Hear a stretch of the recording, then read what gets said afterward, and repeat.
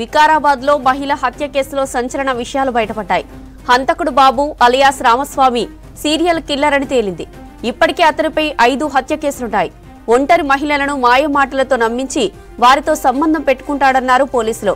కొన్ని రోజుల పాటు మహిళతో ఉండి ఆ తర్వాత దారుణంగా హత్య చేస్తున్నాడని వివరించారు.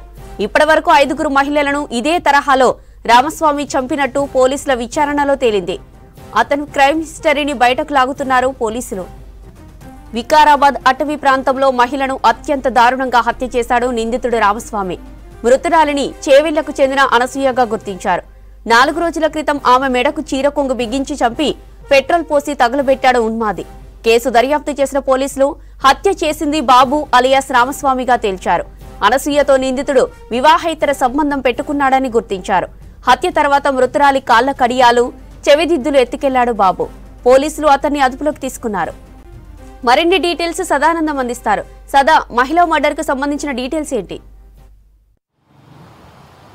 ఎస్ జ్యోతి, వికారాబాద్ జిల్లా పులిమద్ది గ్రామ శివార్లలో, అదంతా కూడా అటవీ ప్రాంతం, అక్కడ జరిగిన మహిళా హత్య కేసులో సెన్సేషనల్ ఇష్యూస్ అన్నీ బయటకు వస్తున్నాయి. యాక్చువల్గా ఆ రోజు మర్డర్ జరిగిన రోజు ఆమె డెడ్ బాడీ పైన పెట్రోల్ పోసి కాల్చేసి ఒక అటవీ ప్రాంతంలో పడేసి వచ్చినట్టు తెలిసింది. సో అక్కడ చుట్టుపక్కల పొలాలకు వెళ్లే వాళ్ళు అది చూసి పోలీసులకు ఇన్ఫర్మేషన్ ఇచ్చారు. ఆ తర్వాత పోలీసులు అక్కడికి వచ్చి దానికి సంబంధించిన డెడ్ బాడీ రికవరీ చేయడంతో పాటు dog squad, clues team, technical team అంతా వచ్చి ఆధారాలు, ఎవిడెన్సెస్ సేకరించి అక్కడి నుంచి వెళ్ళిపోయారు. ఆ తర్వాత ఆఫ్టర్ 4 days తర్వాత ఆ కేసును ట్రేస్ అవుట్ చేశారు. సో ఈ కేసులో చనిపోయిన మహిళ చేవెళ్లకు సంబంధించిన అనసూయ గుర్తించారు.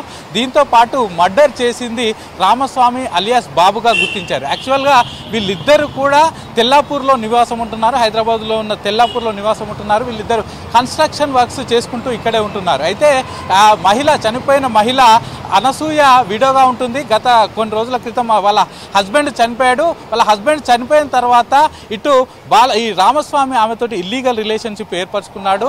అది కొన్ని రోజులు కంటిన్యూ అయిన తర్వాత లాస్ట్ 6 months బ్యాక్ వీళ్ళిద్దరి మధ్య గొడవలు వచ్చాయి, మనస్పర్ధలు వచ్చాయి. దీంతో అనసూయ వాళ్ళ బావ, వేరే ఆమెకు రిలేటివ్ అయిన బావకు ఇన్ఫర్మేషన్ ఇచ్చి ఈ రామస్వామిని కొట్టించడంతో అది మనసులో పెట్టుకున్నాడు. ఆ తర్వాత 6 months నుంచి అతను ఈమెతో మాట్లాడట్లేదు.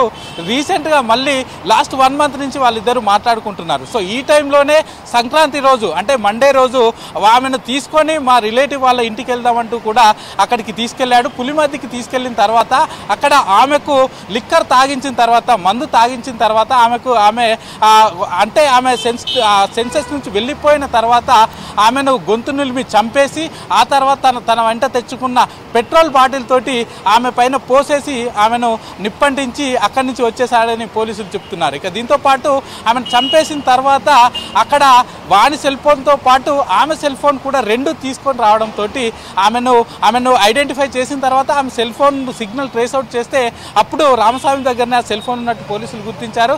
దీంతో అతన్ని అరెస్ట్ చేశారు. సో అతన్ని అరెస్ట్ చేసిన తర్వాత అసలు ఇతని క్రైమ్ హిస్టరీ ఏంటని తీస్తే 5 హత్య కేసుల్లో ఇతను నిందితుడిగా పోలీసులు అయితే గుర్తించాడు. గతంలో ఇతను జైలుకు కూడా వెళ్ళొచ్చాడని పోలీసులు చెప్తున్నారు. గతంలో ఒక మహిళలను, అంటే ఈయన టార్గెట్ ఏంటంటే ఒంటరిగా ఉన్న మహిళలను అతను ఇల్లీగల్ రిలేషన్షిప్ వాళ్ళతోటి ఏర్పరచుకొని కొన్ని రోజుల తర్వాత వాళ్ళు చెప్పినా వినకపోతే అప్పుడు వాళ్ళని మర్డర్స్ చేసుకుంటూ వస్తున్నాడని పోలీసులు చెప్తున్నాడు.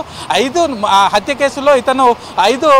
కేసుల్లో ఇతను నిందితుడిగా ఉన్నాడని చెప్తున్నారు. గతంలో ఒక మహిళ మొండెం, ఇటు తలభాగం మొండెం కూడా వేరు చేశాడని కూడా పోలీసులు చెప్తున్నారు. గతంలో జైలుకు వచ్చిన తర్వాత తిరిగి తెల్లాపూర్ ఏరియాలో అక్కడ కన్స్ట్రక్షన్ వర్క్స్ లో పనిచేస్తున్న టైంలో ఈ విడో అనసూయ అతనికి పరిచయం అయింది. ఆ తర్వాత ఇల్లీగల్ రిలేషన్షిప్ గా ఏర్పడింది. ఆ తర్వాత గొడవైన తర్వాత వాళ్ళ బావ ఈ నిందితుని కొట్టించడంతో తర్వాత కక్ష పెంచుకున్నాడు. కొన్ని రోజుల తర్వాత తిరిగి మళ్ళీ మాట్లాడడంతో ఇటు వికారాబాద్ అటవీ ప్రాంతానికి తీసుకెళ్లి ఆమెను మర్డర్ చేసి అక్కడి నుంచి పారిపోయాడని పోలీసులు చెప్తున్నారు. ఆ తర్వాత సెల్ ఫోన్ సిగ్నల్ తోటి ట్రేస్ అవుట్ చేసి నిందితుడిని అరెస్ట్ చేశారు.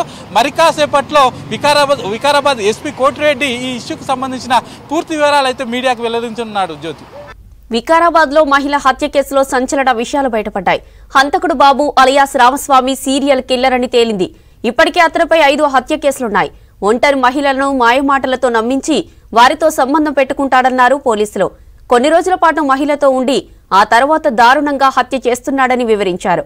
ఇప్పటివరకు 5 మహిళలను ఇదే తరహాలో రామస్వామి చంపినట్టు పోలీసుల విచారణలో తేలింది.